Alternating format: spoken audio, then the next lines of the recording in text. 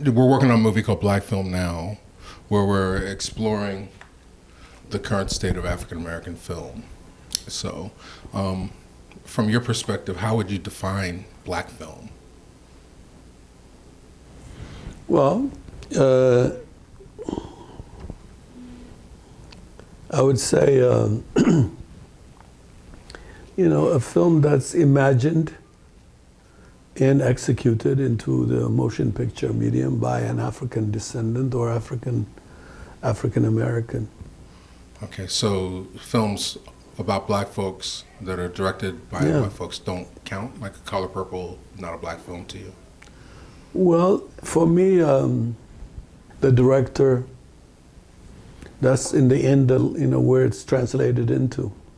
In fact, that film is lost in the director's lack of knowledge of the subject matter.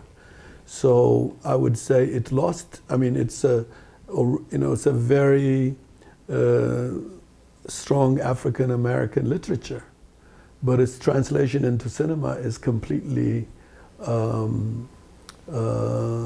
compromised by the fact that the filmmaker did not know the landscape that he was operating from. So I would say, to me, a black film is like a Japanese film. A Japanese film is imagined, executed, and also intellectually owned by Japanese people.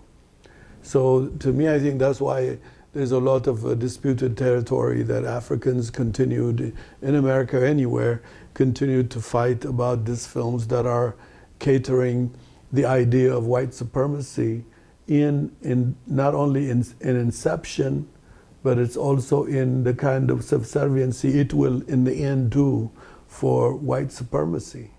Because when you imagine a story that is not driven by black characters, from a source of black imaginative origin, the war is lost. And that's why there's a great deal of debate and discussion, and continued for the past, from the time black people have made movies, especially by movies that were done by mainstream cinema, have been challenged by the black community as a legitimate cinema. And I understand it perfectly. Now, you come out of sort of the LA film rebellion, but it's also sort of around the same time was the black arts movement. Can you speak to how the black arts movement helped influence some of your work?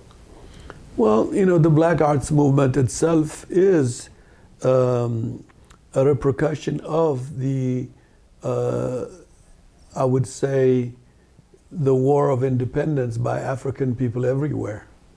So there was no black arts without the war of independence. The very fact that, from the American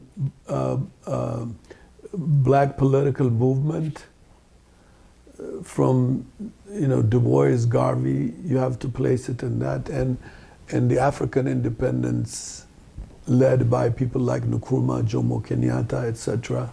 And so it's an ideological culture that came about as a result of black people defining or struggling to define their own identity by overthrowing the domination of white supremacy on the cultural sphere. And so the black arts movement, without the early black jazz, without the early, even prison movement, liberation movement, all these things culminated into that period. Now, for me, if you talk about the black arts movement, and you are bringing about, Hakim Adaburi, Baraka, Sonia Sanchez, Tony Kate Bambara, then they are part and parcel of that period that anyone who wanted to imagine an alternative planet, and especially through the expressive mediums, was operating from this movement of national black identity struggle. Well, that's interesting to me. I mean, and from that came the black aesthetic? Of course, it's always like that. Even the white aesthetic comes from the French Revolution, the American Revolution. So the revolutionary period, the upheaval of black, demand to, for autonomous, for autonomy, for wanting to be in charge of their destiny, brings the cultural component with it, because politics is not in the vacuum. Even armed struggle in Africa that was waged is not in the vacuum. And so even if you take Nat Turner, Denmark Vesey, Gabriel Prosser, what did they unleashed the cultural literature of Frederick Douglass and etc. So it's inseparable relationship between politics and the ideology of art. That era, it's known as the LA Rebellion.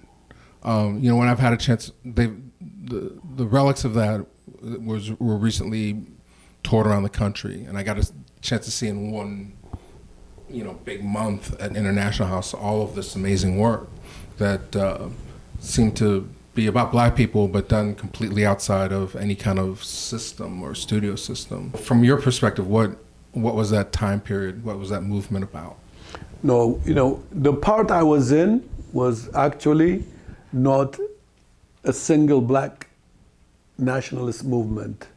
It was a group of black and non-black people who went to school at UCLA, who were intellectuals in the environment in that area, who were debating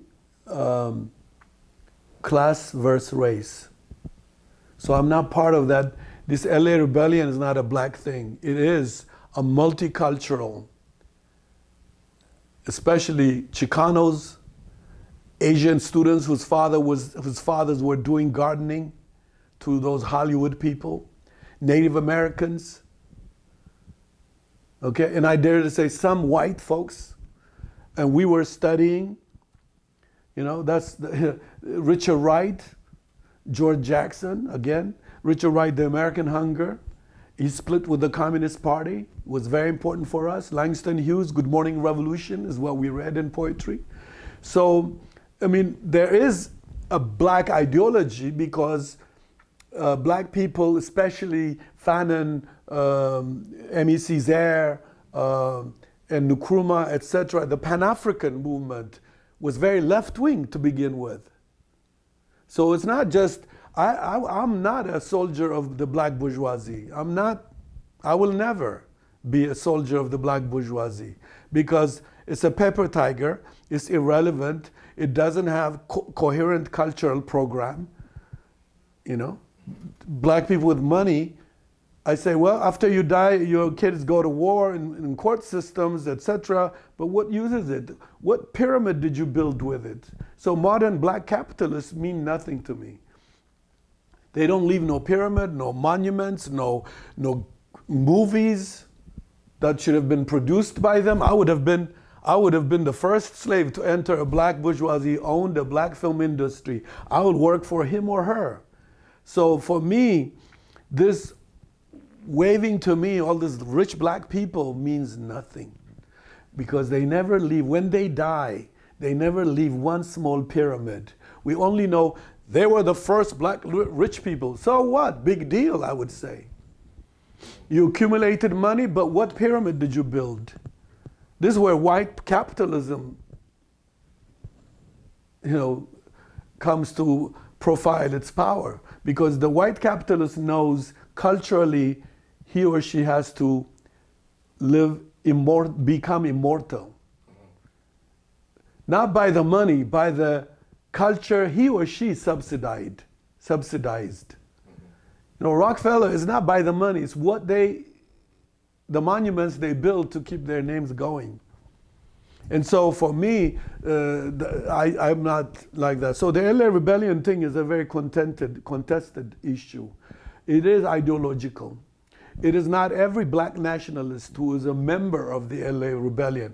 Or else, if there was a rebellion, it is a multicultural. I don't want to betray Native Americans who were there. And in their silence gaze at this racist cinema industry, I learned a lot. When they want to dare make a film, I learned a lot.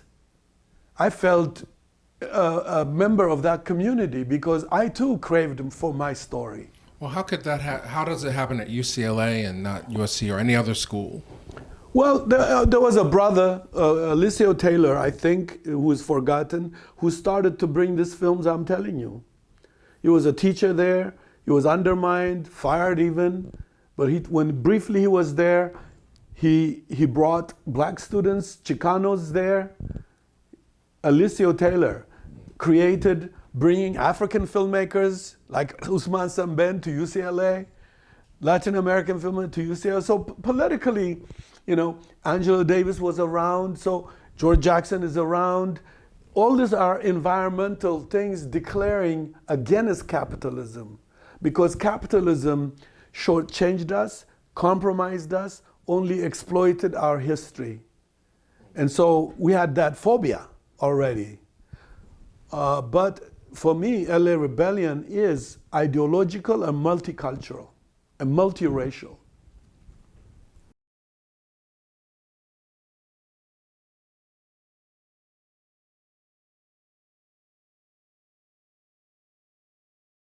Your tutelage. Yeah. You should write it abbreviation-wise. What's wrong with you? Yetut-lij.